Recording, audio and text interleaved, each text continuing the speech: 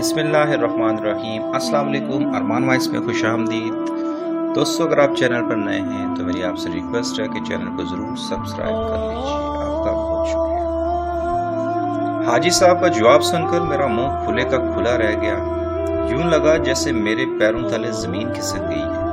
میں نے دوبارہ پوچھا، حاجی صاحب کیا کہا آپ نے؟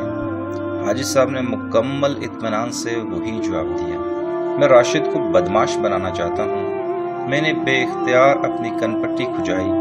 حاجی صاحب کو میں 20 سال سے جانتا ہوں، انتہائی ڈیسنٹ انسان ہیں، ریٹائرڈ بینک آفیسر ہیں، نہایت خوش لباس ہونے کے ساتھ ساتھ نہایت شریف بھی ہیں، ہمیشہ سے تعلیم کے حق میں رہے ہیں، ماشاءاللہ 4 بیٹوں کے باپ ہیں۔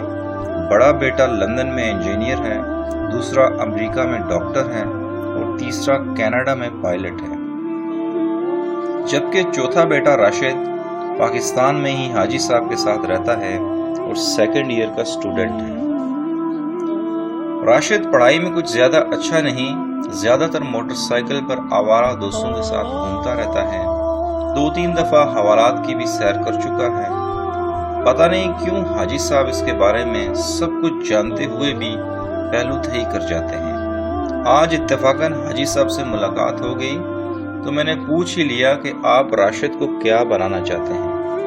حاجی صاحب کا جواب میرے ہوش اڑانے کے لیے کافی تھا۔ ایک ایسا باپ جو خود بھی تعلیم یافتہ ہو اور 3 بیٹے بھی بیرون ملک نہایت پرکشش عہدوں پر کام کر رہے ہوں، وہ ایسا جواب دے تو چونکنا تو بنتا ہے۔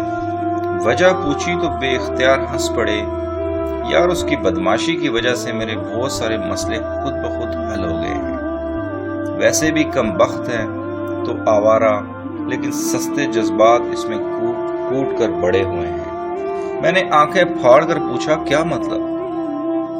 حاجی صاحب دوبارہ ہنسے۔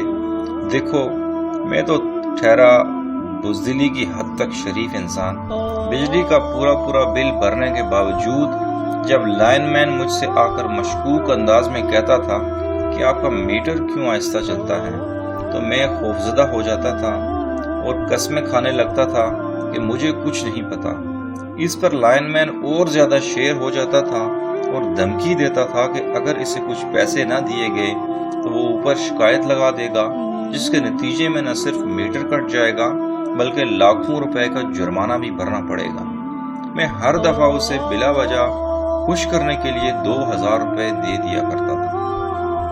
اس بات کی خبر میرے چھوٹے بیٹے راشد کو ہوئی تو اس نے اپنے انداز میں لائن مین سے بات کی۔ فائدہ یہ ہوا کہ لائن مین خوفزدہ ہو گیا اور اب جب بھی آمنا سامنا ہو تو سلام کر کے چپکے سے نکل جاتا ہے۔ بازار میں ایک دفعہ ایک موٹر سائیکل والا غلط رخ پر آ رہا تھا، سیدھا مجھ سے ٹکرا گیا اور الٹا مجھے ہی گالیاں دینے لگا۔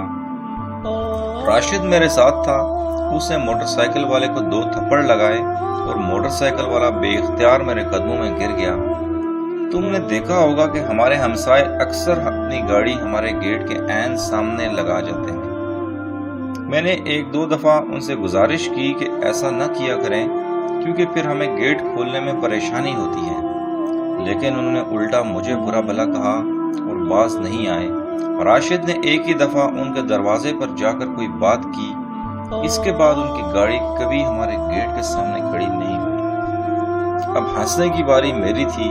میں نے کہکا لگایا تو گویا آپ 3 بیٹوں کو اعلیٰ تعلیم دلوانے کے بعد چوتھے بیٹے کی بدماشی انجوائے کر رہے ہیں۔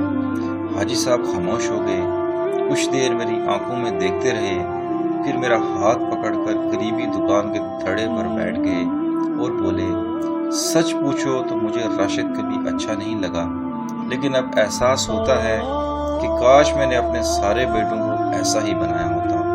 میں نے جس بیٹے کو بھی اعلیٰ تعلیم دلوائی وہ مستقبل بنانے ملک سے باہر چلا گیا۔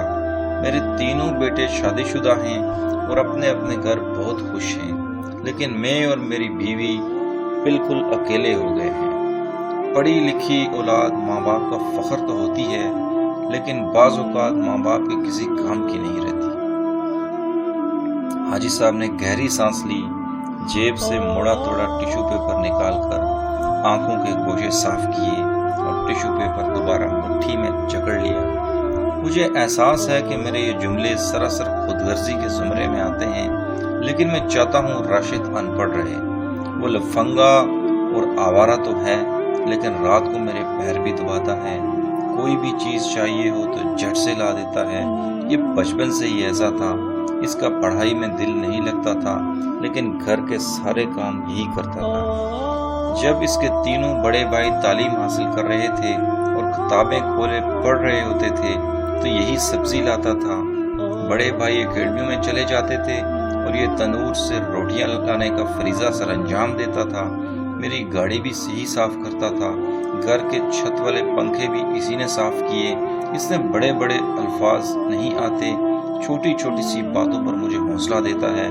فلمی انداز میں ڈائلاگ مارتا ہے کہ ابو میرے ہوتے ہوئے آپ کو فکر کرنے کی کوئی ضرورت نہیں۔ میری دعا ہے کہ یہ سیکنڈ ایئر میں پھر فیل ہو جائے تاکہ نہ کبھی تعلیم حاصل کرے نہ ہمیں چھوڑ کر باہر جائے۔